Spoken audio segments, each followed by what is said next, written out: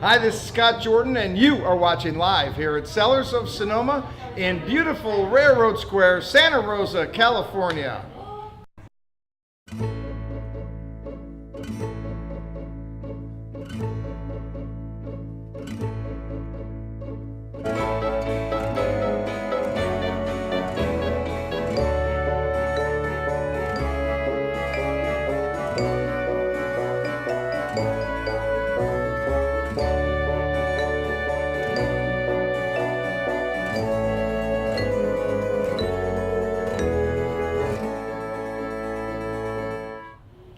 And welcome everybody to TV Tuesday Live. This is the show where we taste wine, we talk about wine, and we got Dave Batt in the house, and I'm back in the house, fresh from the Super Bowl with the Patriots! So, what is that hat that you're wearing, Scott? It's a Super Bowl hat with the pin from the winners, yeah. Those of you that live in Seattle, see ya later! All I heard was Seahawks, Seahawks. It made me crazy. And so it's see you later. Oh yeah, it was so great, man. There was nothing cooler than being around all these rabid fans. High energy, right? And I was looking, I'm going, oh my God, the Super Bowl party, which was after, is gonna suck. It's gonna be awful. We're gonna So you lost faith, didn't you? Well, no, you're on the 1 yard line. You know, Lynch was running like a mad dog, right? Huh? Nothing can go wrong. Nobody could screw that up. And all I remember was I saw the quarterback go back for a pass, and I went, "Holy crap! He's gonna pass! That's the stupidest thing on the planet! He's gonna give the game to us!" And all of a sudden he went, "Bink!" and then that was it. Yeah. We went into well, and it almost wasn't completely over because we were in the end zone, Right.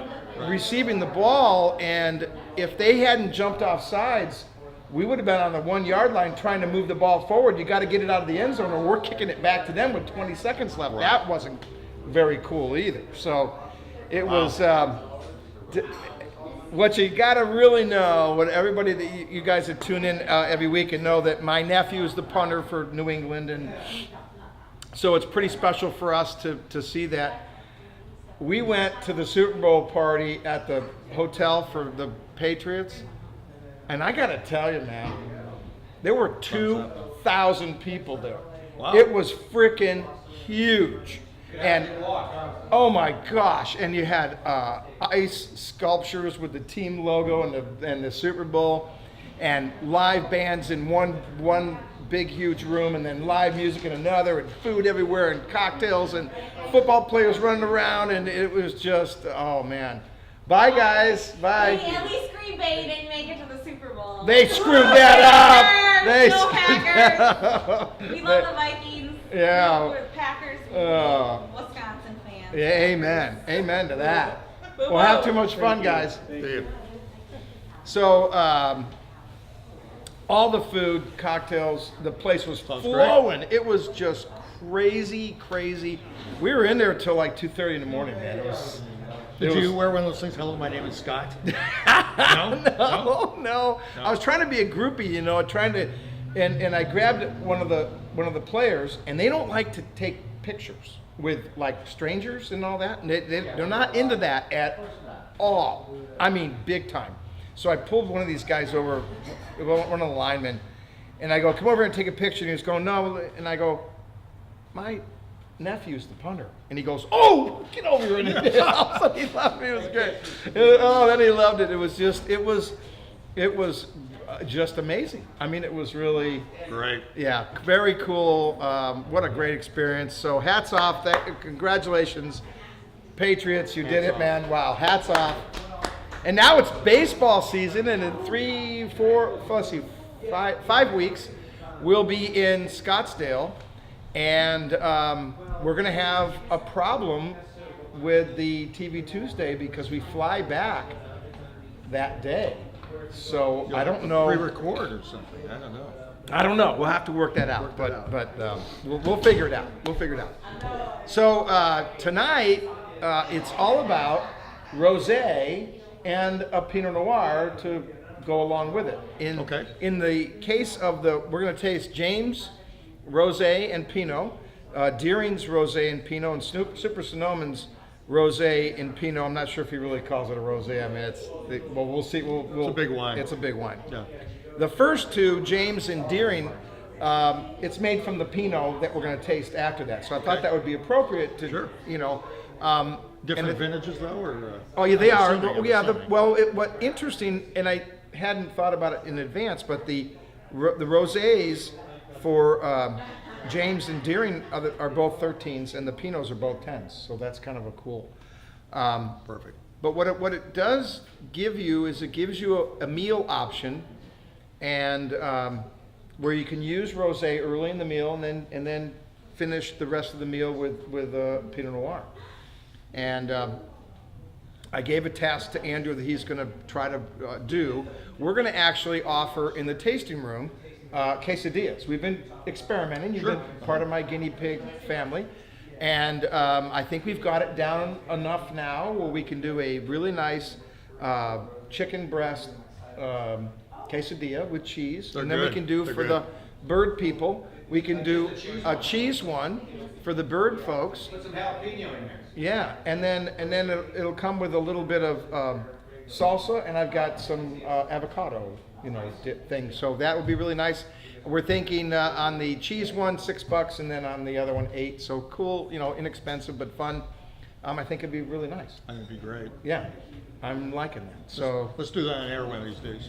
yeah, well, no, Andrew's going to make 2. Oh, okay. He's going to make 2 of those. I brought them all in today. He's going to do that because he's such a good boy.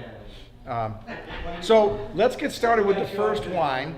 And this is James Family Cellars 2013, and a great vintage year. This is Russian River. All Russian River. We saw in fact, it changed on the label here. It now says Russian River. The previous, if you look at the Pinot from 2010, that says Sonoma Coast on it. But as we talked about before, the appellation has changed. And it has changed in the Wine Country This Week map. So that's actually changed, catching which up, is okay. really cool. They're catching up. Well, you know why that happened? Could you be involved in that? I perhaps? could be in that. Yeah. Nobody else paid attention. Nobody No, else I called noticed. him on the phone. I said, "Hey, dude, that map has changed. You need to get however you figure out your maps." Yeah, I did that about a year ago, and they finally figured it out. God bless them. But it encompasses a pretty big, It's a huge, yeah. large area. Yeah. So this is rosé. So what's special about rosé when you make rosé? Rosé, you're simply pulling the skins. Did you do those quesadillas? Did you?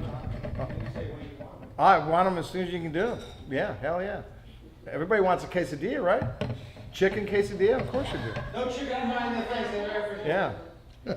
So with rosé, all you're doing is you're just basically pulling the skins off, like right away, right? Yeah, the color comes from the skin, so you take the skins away sooner. You have a little bit of color. Look at that salmon color, man. And when we get done, I think what we'll do is we'll put the rosés side by Oh, that'd side be great. Yeah. because they're dramatically different. They are. This is a much lighter style. But that's a pretty wine. Though. It's really pretty. Yeah. And you can do a little spiciness with this. It won't hurt at all. Not at all.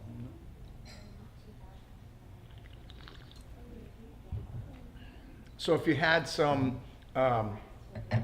cream cheese and crackers with a little jalapeno, you could do that with this. It would. They'll go real well. right? Yeah, sure. That would stand up really well. So that's a good. But this is also, I mean, just by itself, it's just a really pleasant wine. Yeah, and you guys that are in the Midwest and the East Coast where you're freezing to death right now, and we keep talking about how darn nice it was. Pretty nice today. Yeah. I mean, there was. It did start getting. I mean, outside now it's a little bit of a chill. Yeah, But you're maybe, telling what, people 67 you're- degrees. You're telling people about a Maybe chill. maybe that's- 66 that's- degrees. That's above 50. I mean, come Oh, on. Okay. They're not going to see 50 for another 3 months. I mean, God, they're going to freeze their butt off. No, it was really pleasant today, though. I could have had my top down in the Miata. Yeah. And I get to wear the Super Bowl ring when Ryan comes out. He's coming out to visit wine country, and he wants to take his girlfriend in my Miata, and he's going to trade me the ring for the day to use my Miata. So. That sounds fair. That's a good trade for you, huh? Well, but here's the only problem. I already knew that he won't have it by then. He didn't know that. I'm sorry, I got lost in the Yeah, math. they give it to you on the very first game of the home game of the season, like baseball. The same, it's like the Giants. They're not going to have their a rings. big event kind of thing. Oh yeah, they do a big event and they hand the rings out to everybody. But God, to get a ring at 24, I mean, come on. And guess what that did to his contract? Yeah, right. Woo, baby. Yeah. That ought to. So was he doing his thing in that game? Was he punting in that game? Oh yeah. He punted. He has the record for the AFC for the furthest punt. Yeah, he kicked one. He kicked one 59 yards. Yeah, he did really good. Go ahead, Karina. Far away. Dan would like to know why folks shy away from rosé. Lack of knowledge of the wine's versatility? So this is from Dan. Yes. Yeah, Dan wanting to know why people shy away from rosé. That's a great question. Part of it is lack of education, and part of it because you're remembering the white Zinfandel, so they're thinking it's going to be this sweet thing, and it's not. They're done dry. It's a rarity that you would see anybody that would sweeten the back. From end. around here, it tends Yeah. to be dry. The dry rosés Yeah. are picking up big time in the Yeah. marketplace.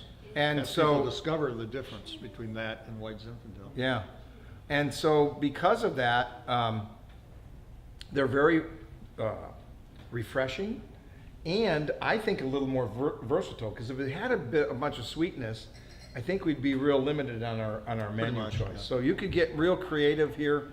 You could do avocado dips. You could do anything that you would have as a little appetizer.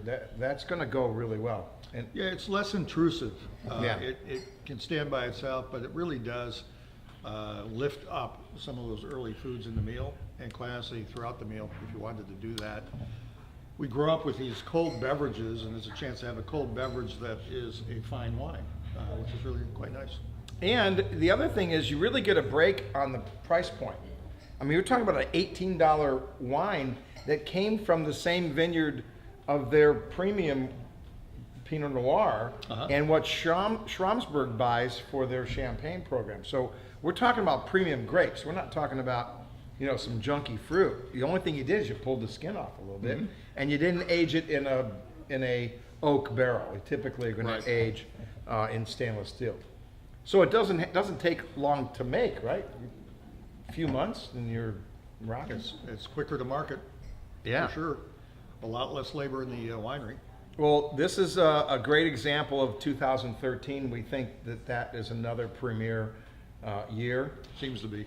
We seem to be looking at really 3 in a row. 12, 13, and 14, came in real nice. What I haven't heard, we've had a little bit of rain here. Well, not a little bit. We've had a lot of rain.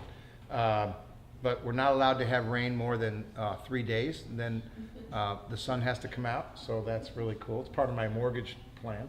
Good. I don't have to pay if it goes 4 days, so they can do rain dance. Stop the rain dance.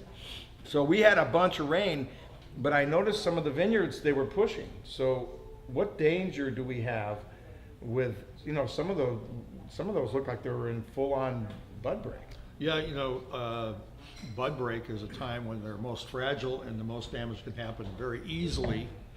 And, with rain, as you've talked in, I think, the previous cast we had, you could have shatter, you could have something where it breaks it down, so that what the ultimate result of that is a little bit of damage now really becomes reflected in the quality of fruit, and especially in the quantity of fruit, because what happens is you'll pull that away and that will go away.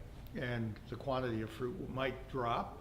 So you may have less of that wine, but as we've talked, sometimes that means you'll have better wine. Because Yeah, so again, you spent the time pulling those things away, Yeah. and what's left is gonna be treated that much more carefully. The nutrients will go toward that, and you'll have perhaps a better crop. Yeah, and again, advantage going from the grower to the winemaker, who really doesn't want a bunch of Yes, yield anyway. so the other thing that happens in the marketplace, of course, is that you've got better crop, but less of it, and now you got a supply and demand thing, and pricing may start slipping. So let's talk about that, because that's a interesting topic. Because number one, we've been living in this bubble for the last 6 years where the economy has flatlined across the board.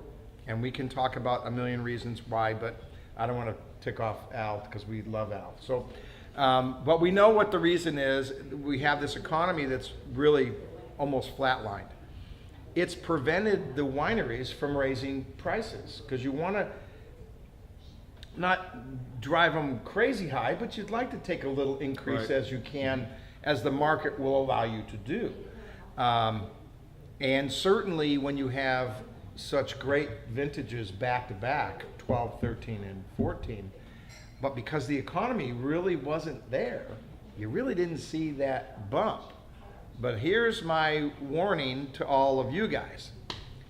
Buy the 12s and the 13s, because don't be surprised if the 14s release at a higher price point, because the anticipation is that within another year and a half, we'll have some political changes in the world, and I think we'll have a better economy. I think we'll finally out of this bad economy, and that means the average buyer can afford a little higher price Right. point, Yeah. and the wineries can finally recover from stagnation. Because you know what happened? 2008, you guys all forgot that in 2008, when that market crashed, those wineries flushed their prices. I watched J Wines Right. drop their price by like 30, 40% on the retail side. And all of a sudden you're buying, you know, a Pinot for $20 that was selling for, you know, almost 40. And so when they're going to want to recoup that. they're not going to hold off too much longer. They're going to flip that, and the supply and demand is going to come into Supply play and demand. here. And you're talking about not heavy crops, but average yields, but really good quality. So it justifies in the marketplace, don't you think? And I think the marketplace will, by nature of how it's developing and the wine consumption and the different age groups and so forth, I think the marketplace is welcoming the opportunity to try some of the higher end wines. Yeah. So they're spending a little more per gallon on wine than they have in the past. Yeah. Which tells you that there's room that way as well. And all of that will go into a CFO kind of mindset at a winery, saying, you know what, the time is right for that, jumping up In price point. in price point. Yeah. Well, and I would think that if I was a grower and I've got a bunch of juice in the barrels that I haven't necessarily sold off yet, that I might really think about hanging on and maybe pushing that price point up Sure. when you're buying it for the bulk market.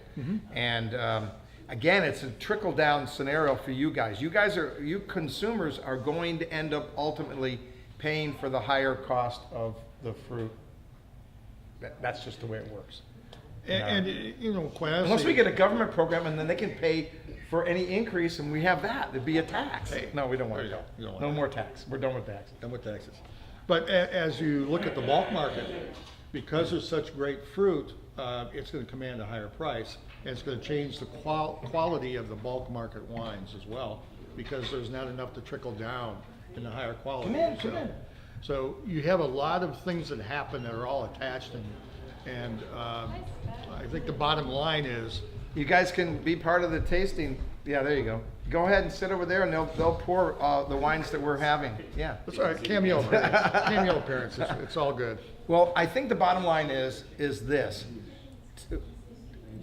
Take those 12s The wines you can really age. Now your rosés, you're not aging them for any length of time, but Pinots and your other still wines, buy them and stash them because you're going to pay a premium at some point. I mean, that's just inevitable. Thank you, Andrew. Good job. So cheese and then chicken. Oh, excellent. So we've got quesadillas that we're going to offer in the tasting room. Oh, this is all. Huh? This is all there is for the cheese. Back there. Oh, is that all that was on the cheese? Yeah. Oh, well, all right. Well, enjoy what you got there, then you're not getting any extra. But we're going to have quesadillas. They'll be $6 for the cheese and $8 for the one with chicken. That's what it is. I'm just tasting this for the very first time. They're good side by side. Mm. Oh yeah. That's working? Mm-hmm. And I oh, it's nice and spicy too, which lends itself to the rosé. Oh yeah. You want So is that spicy? spiciness coming from your Salsa. From the salsa. Okay. Yeah. Ooh, that's nice. All right. So let's talk about now Pinot. This is the Pinot Noir that's made from the rosé. I mean, what the rosé was made from these grapes. Different vintage year though. This is a 2010. Retail on that is $36. So compared to the rosé, 18 versus 36. So there's a big difference in price point. And let me put this over here because Andrew's going to want to steal that away. So, you know, it's a premium grape that you used in the rosé. And I got to tell you, 2010, first of all, the consumer, you guys watching right now, heed my word. I haven't missed much of this. I've been all over this. 2010 was a tough year to grow. You had a cold summer, you had all these challenges, but what you harvested was pretty darn good. And we are seeing that in the bottle as evident. And if they raise the prices on 13 and 14 because the market is going to be driven to go that way, those 10s that you stash, and you could lay this down for some time, they're a bargain. They are a bargain because you're going to see increases. There's just no way of getting around it. That's the real bottom line. So heed my word, my friends. Enjoy the 10s and stash those suckers, right? We've had some big 10s. We had a Cab Franc from Super Sonoma, right? That's right, yeah. That's a monster wine. Could you go another 8 or 10 years on that? You could, with a Cab Franc like that? Yeah, Jeez, Yeah. my gosh. definitely. Well, it'd be nice to have that price point than what ultimately it could really be. It could be significantly better. And again, if you buy it and put it away, it's a whole lot cheaper than if you wait till somebody else puts it away and then you buy it. You know, if you wait till it goes into somebody's library, they're going to mark that up just for the fact that it's selling through. So it's always good to. Karina, what happened to your? It says the display driver stopped responding and has recovered. Oh, Really? Yeah. Wow. Okay, if you guys are hearing this, I'm going to move over to see if I can rescue what I'm seeing here that I'm not liking. That's indicating that there's a frozen picture there, but stop rotating. we may have the audio. We don't know. Alright. Do you still have audio? I thought I did. Yeah, I can hear it in there, fine. So good, we have audio. Yeah, but it's.